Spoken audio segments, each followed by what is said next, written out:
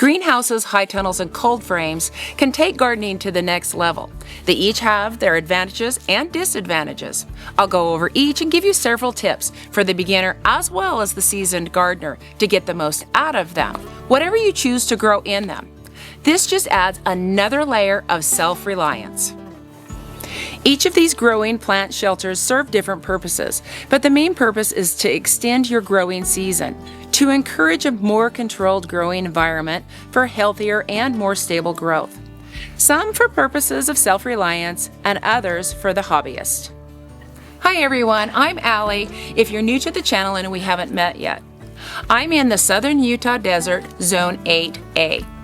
I've grown in greenhouses for years and grown in my own for over 30 years. Greenhouses are the cream of the crop to extend your growing season and offer the widest growing options. They're an enclosed structure and generally have a permanent home on your property.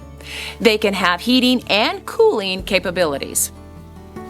Greenhouses are ideal for controlling environmental conditions, making them great for growing year-round. They can also offer some pest protection, and I'll go over that a little later. My first greenhouse was a simple hoop house greenhouse that was covered with a greenhouse plastic and had 2 wooden sides. It was inexpensive, costing less than $300. It was perfect for the beginner. And I had it for about 12 years before we upgraded. My purpose of this greenhouse was to grow our own vegetables during the winter months, as well as start some transplants for the entire year for my garden. It also housed a couple of citrus trees at that time. I did have a heat source in that greenhouse because we did run electricity to it, and that was needed during the coldest of the winter months. The disadvantage is I had no way to cool it, and it only had one door. And so it could get up to be 140 degrees during the summertime, so growing in it during the summer wasn't an option. The other disadvantage of it was that greenhouse plastic would only last me about 2 to 3 years. We have extremely high winds here as well as very intense sun, and that can cause that plastic to break down. In other climates, it can definitely last up to 5 years. One of the biggest problems with that greenhouse was a real learning curve for me. We had a really cold night during the winter and it was extremely windy.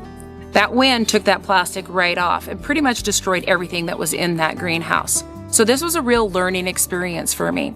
I should have been paying attention to how good that plastic was. And if I noticed that it was starting to crack or become brittle, I should have been replacing it before the winter come. So at that point forward, we started to really monitor that plastic in the fall time and replace it if it needed it, or we had any tears or anything like that, we would repair those before winter came. You can actually double layer your greenhouse plastic. That helps protect that inside layer, and if the outside layer starts to tear, you're at least not losing everything inside the greenhouse. Plus, it adds an extra layer of insulation. But the downside to this is you don't get as much sunlight, and we noticed when we did this that things grew just a little bit slower. In 2007, we built this greenhouse. It's covered in polycarbonate, which adds an extra layer of insulation.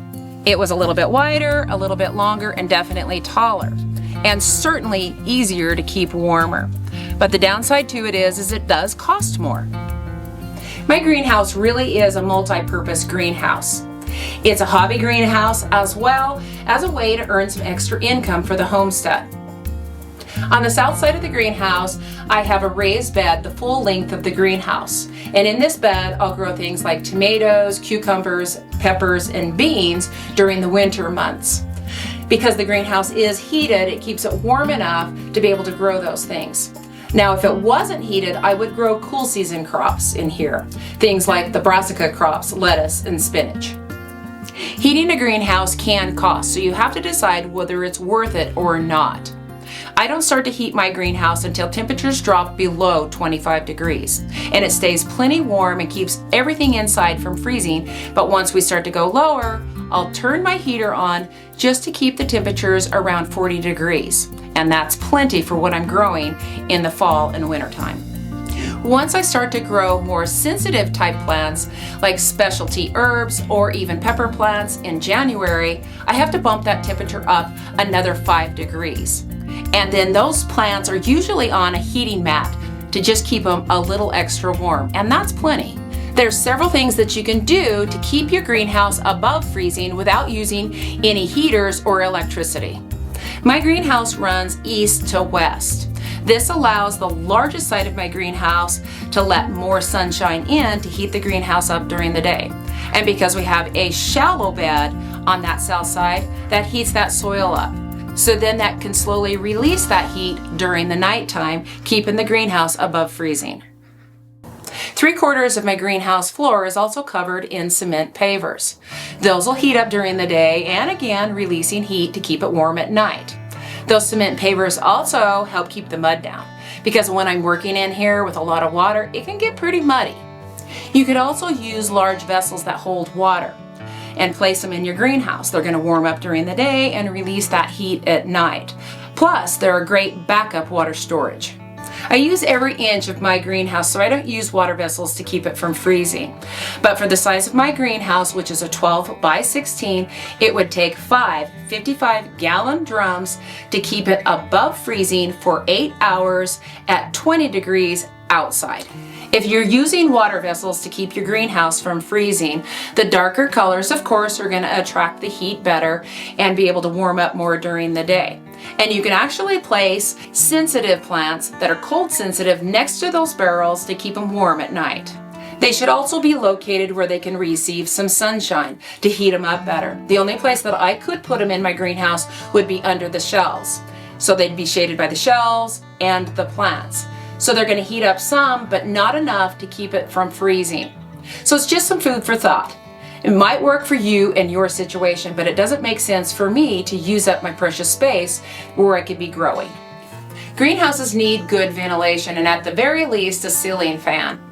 Stagnant air combined with high humidity can cause fungal problems, pest outbreaks, as well as bacteria on your plants. By increasing airflow, you reduce these risks. We have a ceiling fan as well as an exhaust fan. We have velours down below that's thermostatically controlled, and then we have an exhaust fan on the other side that pulls the air through. This creates a lot of airflow in the greenhouse, and it helps keep it a lot cooler during the summer as well. The susceptibility of pest outbreaks will vary from greenhouse to high tunnel to cold frames, and this is due to their environments and their structures. Greenhouses can experience higher pest population in them because you're creating that perfect environment. It's humid and it's warm. Some common pests that you need to be on the lookout in your greenhouse for are aphids, whiteflies, fungus gnats, thrips, and spider mites. One of the best ways to prevent outbreaks of pests is just simply by monitoring your plants on a day-to-day basis. You also don't want to overcrowd your greenhouse because they can hide easier and you can't see what's going on until it's a problem. If you do see a problem start to outbreak, you can generally handle it manually by just removing the problem out of your greenhouse. If it starts to get out of control, then you can use organic pest controls like BT or even neem in your greenhouse safely. Use good sanitation in your greenhouse. Remove dead leaves, dead plants, or spent plants, as well as diseased plants, because these all offer hiding places for those pests. And that good ventilation, like we talked about, definitely helps. You can also release beneficial insects like ladybugs. When I'm trimming my trees and I see praying mantis eggs, I'll clip those off of the tree and bring them in the greenhouse so that they hatch in the springtime. These all feed on spider mites and aphids and some other insects that can be really annoying in a greenhouse. The use of yellow sticky traps work great in a greenhouse, but you don't want to be using them if you did release beneficial insects for obvious reasons. In the fall time, when I bring my citrus plants in, I'll usually place a couple of those in the citrus trees, just because no matter how careful I am, there's usually always some sneaky insects that come in with them. Growing in a greenhouse year-round is going to be relative to where you live. We have really hot summers here, and growing in the greenhouse during the summer months would be impossible unless we had some kind of a cooling system. On the north side of our greenhouse, we have a 3 by 3 foot cool wall. This is like a swamp cooler. It's a 4-inch thick cooling pad that the water is pumped up to, trickles right over the top, drizzles right down, and then that exhaust fan will suck that air through that pad, cooling the greenhouse very nicely during the summertime, making it to where I could grow almost anything in here. The water definitely needs to be shut off during the winter months so that it doesn't freeze, and we do have to cover that cool wall during the winter so that that warm air doesn't escape. You can grow heirloom varieties in your greenhouse, but you might find with cucumber plants, you're going to have to be the bee and do the pollination. Then there's greenhouse varieties, and they grow great in greenhouse without any pollination. Microgreens are awesome to be grown in the greenhouse year-round, but a real treat is to come in the greenhouse in the middle of winter when it's freezing outside and harvest fresh citrus, tomatoes, and basil. The soil health of your greenhouse beds are just as important as they are outside. The last couple of years, what I've planted in my greenhouse raised bed has been a little bit sluggish. And that's partly because I haven't been amending it as good as I have been outside. So this year I'm applying a layer of shrimp meal. What this is going to do is going to feed those microbes, getting them more active. And then just like I do outside in the fall, I put a layer of leaves right over the top of it, and these are shredded leaves. These will continue to break down over the winter time, and I'll be planting in a couple of months just as usual again. Cold frames are shallow boxes that are bottomless, constructed of a clear material that's set right over the top of your crops or even your raised beds. They'll protect your crops from drying winds, pounding rain, and snow. They're fairly low cost, they're easy to assemble, they're great for transitional growing as well as small spaces. Cold frames can be used year-round. During the hottest times of the months, you can actually remove the lid and still protect crops from drying winds. Because cold frames are covered, they're not going to be receiving any rain unless the lids are open. So you're going to have to monitor the soil to make sure that you have adequate amounts of moisture in that soil. Cold frames' jobs are to hold the heat in, and on a sunny day, they can get overheated. So you'll want to prop them open. If you've purchased a cold frame, most times they come with some sort of a prop to hold them open. Even a stick will work. I'll come out in the morning, prop mine open. The sunnier it is, the more I open it. And make sure that I come out in the evening time before it starts to get cold to close that cold frame up. Cold frames are generally sloped, and you want to face the lowest part of that slope facing south, or your sunniest side, wherever you're located at. You also want to make sure that you secure these things very well so they don't end up in your neighbor's yard on a windy day. And the lids, you'll want to secure those as well. These have the little snaps that hold them down, but if it's super windy, I'll place a brick or a rock on that lid just to make sure that it doesn't open or take off. Cold frames generally come with really wimpy, skinny stakes, and if you have good soil and you place those short, skinny stakes in the ground and a little bit of a breeze, it'll rip it right out. So you want to come up with something that's a little bit better to hold down your cold frame. What we use is a piece of rebar that has this little piece here welded onto it, or you could even bend it over. That can be stuck in the ground. They're thicker, they're taller, and they're going to hold that cold frame better. We have a lot of wind here, and so the other thing that I like to do is place it on the south side of my greenhouse for extra wind protection. But it also helps keep it a little extra warm. You can also create some really nice cold frames with some bales of straw and some old window panes. Just shape your straw to the size of your window panes so that the window panes can fit over the top and not fall in. You'll fill those bales of straw half full of soil and then place that glass over the top. That's going to help hold that moisture in. But you're going to want to make sure that you secure that glass really good, because on a windy day, that can take that glass right off and it can shatter. You can put something heavy on it, or you can even use something like this just to hold down the corners of that glass. You could also use some polycarbonate over the top, which actually is a safer choice, because if it blows off, it's not going to shatter all over the place. And it can be secured the same way. Cold frames can keep deep freezes out to a point. This will all depend on how cold it gets and for how long it gets into those deep freezes. That cold will eventually creep in. So during the winter time, for our zone, it just makes sense for us to just plant cool season crops that can tolerate it if it freezes. It doesn't make sense to grow warm season crops like peppers or tomatoes in the cold frame in the middle of winter time. Now you could add some extra heat sources like a light bulb or even some heated cables. Heated cables are great, but even still I'd only grow the cool season crops during the winter months. Those cables are pretty cool though. You can lay them right over the soil after you sow seeds. That helps warm up that soil, gets those seeds to germinate really quickly, and it also helps keep the ambient temperature warmer too. If you're using some sort of an extra heat source, then you might want to put it on a timer so that it shuts off during the daytime hours. That way you don't get that excess heat that can damage those crops. I love using cold frames for hardening off my transplants that I planted in the greenhouse. I just simply bring them out during the day, place them right inside that cold frame. This is going to protect them from drying winds.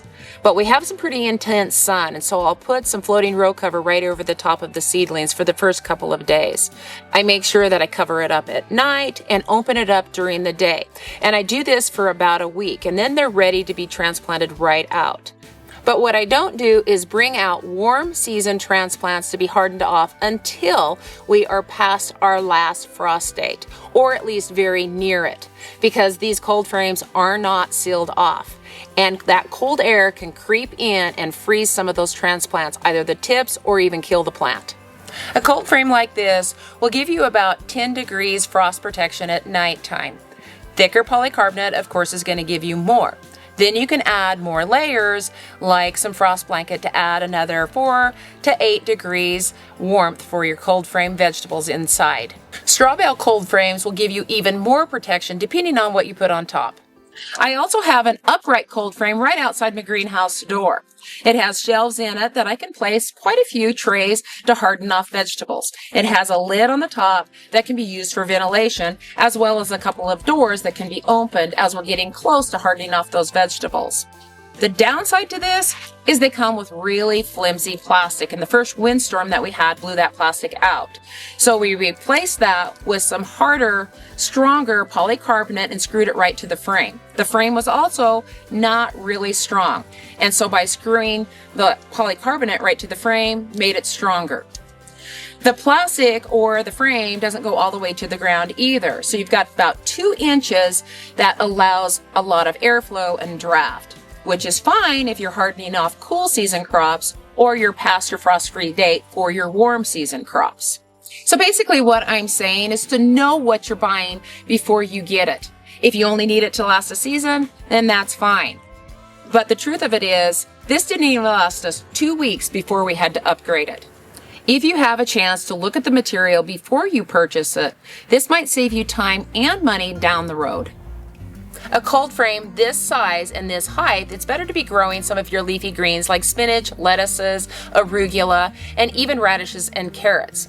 When you're growing taller crops like your broccoli, cauliflowers, and your kales, it'd be better to have a taller cold frame or even a high tunnel to grow in.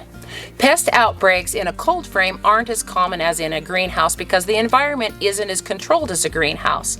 Some common pests that you'll get in your cold frame are usually ground-dwelling pests that were already there when you put your cold frame there. Things like slugs, snails, earwigs, and sow-bugs. These pests can easily be controlled by sprinkling diatomaceous earth around the perimeter of your cold frame or even sprinkling some Sluggo Plus in that cold frame. High tunnels are a large hoop-style structure that's usually not heated. It's used to extend the growing season and protection from adverse weather. They're tall enough that you can walk in, and they're super easy to work in. You can find very cost-effective high tunnels like this one here, and they're used for larger scale gardening. High tunnels do a combination of things. Because they're warmer inside, that soil is going to be warmer, and the microbial life is going to be more active. The warmth in the high tunnels create more growth, and you can also grow taller things in a high tunnel. Just like a cold frame, you can add extra layers of frost protection by layering frost blanket right over your crops right inside that high tunnel. This is our 3rd season growing in this high tunnel, and it's held up very well. And most of that's due to how we've secured it from the winds during the winter months. And if you want to learn more about that, then you can check out our last video. There's a great section on how to secure it. I also take the reinforced plastic off during the summer months because it's too hot to be growing under it.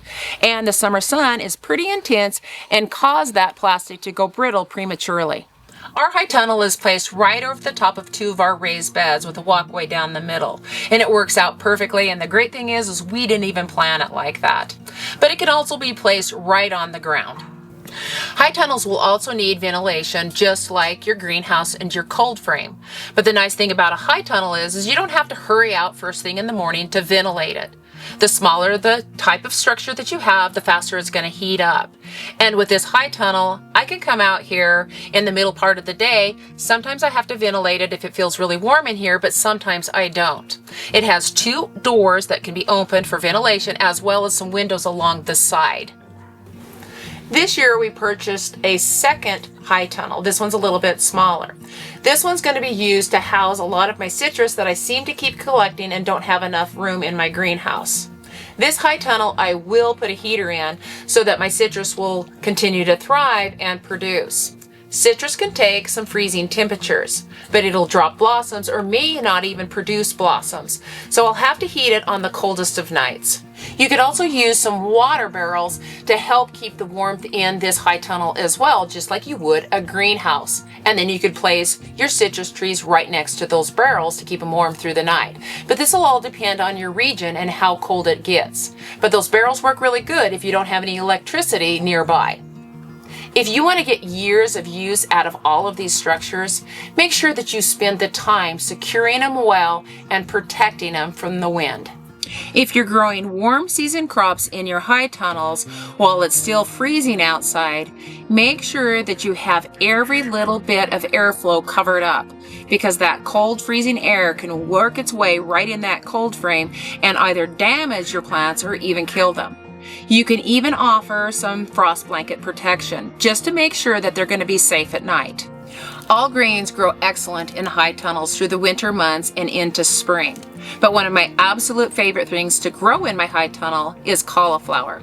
Cauliflower can be kind of hard to grow in southern Utah because of our temperatures. The highs and the lows cause that cauliflower to either not head up or even go to seed prematurely. But when grown in a high tunnel, those temperatures are more of a controlled environment, and cauliflower really likes that. The soil stays moist a little bit easier, and so I will always grow my cauliflower in a high tunnel.